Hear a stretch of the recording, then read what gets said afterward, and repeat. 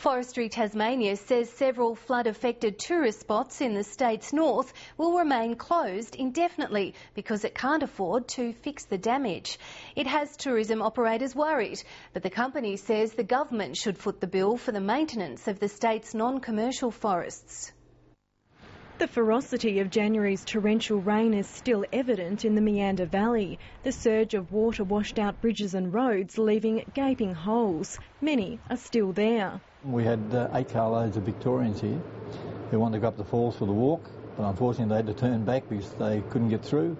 Several walks and recreational sites in the area are in reserves managed by Forestry Tasmania, such as the popular Meander Falls, but most remain inaccessible to all but a few willing to tackle the makeshift roads. The majority of folks around here are a bit disappointed that it hasn't happened, that they haven't fixed it up.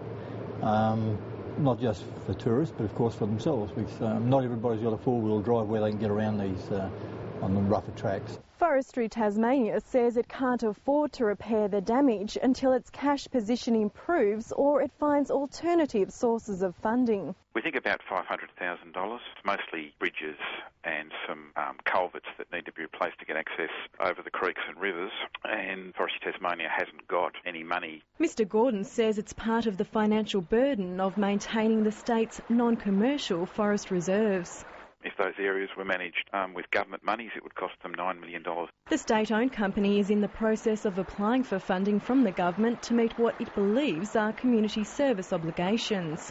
But Meander Valley Mayor Mark Shelton says a sense of urgency is needed. Everything will cost, but it is critical to our tourism sector that these tracks are open and as quickly as we can. The state government says it will consider any funding request on its merits. Jane Miller, ABC News, Meander Valley.